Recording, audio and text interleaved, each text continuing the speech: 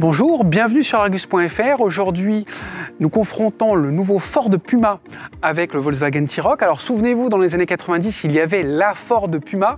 C'était un coupé urbain dérivé de la Ford Fiesta. Maintenant, il s'agit du Ford Puma, donc le Ford Puma, le SUV qui prendra place dans la gamme entre l'EcoSport et le Kuga. Modèle qui fait 4,19 m de long. Et de l'autre côté, le T-Roc, lui, fait 4,23 m, donc on est sur le même segment des SUV urbains. Le Ford Puma, ce sont des lignes athlétiques, un style très dynamique.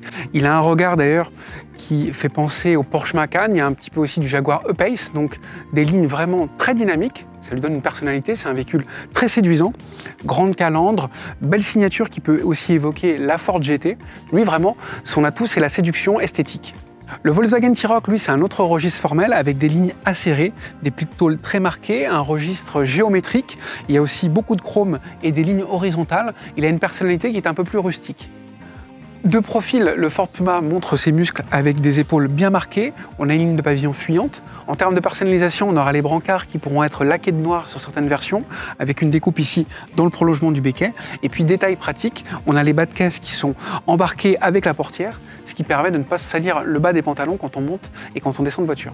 Le Volkswagen T-Roc, c'est plus géométrique. Ce sont des strates superposées, des strates horizontales, parce qu'il y a évidemment une version cabriolet, donc plus facile à décapsuler. On a des possibilités de personnalisation avec ce pavillon laqué de noir, et puis pour avoir une belle délimitation entre les deux couleurs de la carrosserie, un jonc chromé ici au niveau de la custode. À l'arrière, on a également des lignes fluides, des formes souples, et puis cette lunette en V qui est très inclinée et qui participe une fois de plus au dynamisme de l'ensemble. La poupe du T-Roc sont là encore des lignes géométriques, des strates horizontales, ça lui donne une allure homogène. Le Ford Puma reprend le mobilier, donc la planche de bord de la Ford Fiesta. On a devant le conducteur une belle instrumentation numérique sur une dalle de 12,3 pouces de diagonale. C'est une des tailles les plus imposantes du segment. On a ici au sommet de la console centrale un écran tactile de 8 pouces de diagonale. Et puis on a des parements ici qui imitent du carbone pour cette finition ST-Line, des surpiqûres rouges sur les sièges et quelques touches de chrome qui ponctuent l'ambiance. À bord du Volkswagen T-Roc, on a un registre formel géométrique, de la robustesse, des lignes horizontales qui rappellent l'univers d'un SUV, d'un baroudeur. Heureusement d'ailleurs qu'il y a ces empiècements colorés sur le bandeau ici et puis là pour faire oublier une piètre qualité de finition. C'est des matériaux durs, ça c'est plutôt décevant. En revanche, aucune faute de goût en termes d'ergonomie. Toutes les commandes tombent parfaitement sous la main.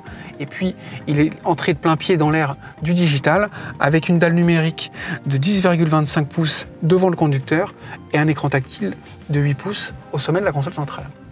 Le style dynamique du Ford Puma le pénalise en termes d'habitabilité parce qu'on a moins de garde au toit et puis une accessibilité qui est moindre que celle d'un Volkswagen T-Roc. En revanche, son emporte-ballon donne plus d'espace aux jambes.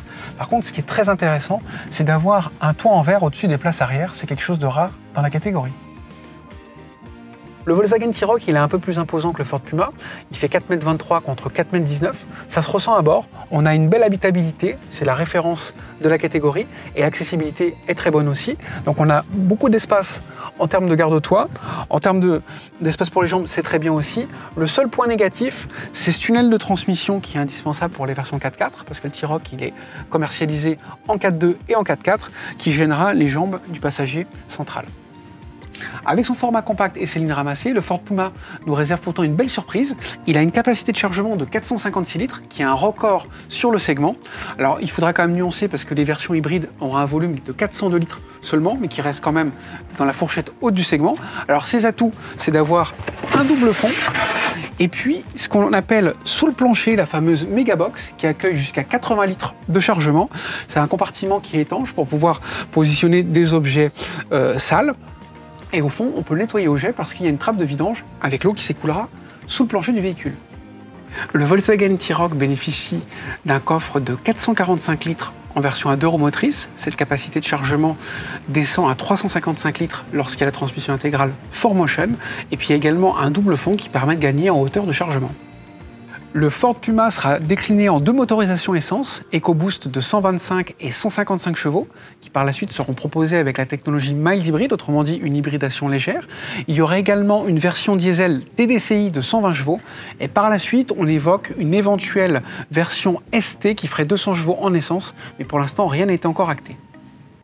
Le Volkswagen T-Roc est décliné en 4 motorisations essence TSI de 115, 150, 190 et 300 chevaux, c'est le fameux T-Roc R.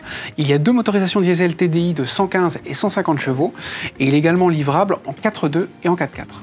Alors le Ford Puma prendra son premier bain de foule au salon de Francfort au mois de septembre. C'est à cette date que l'on connaîtra les tarifs et l'articulation de la gamme. Nous, on a une estimation qui est autour de 22 000 €. À titre de comparaison, le Volkswagen T-Roc est commercialisé à partir de 25 400 €, donc positionnement tarifaire un peu plus élevé.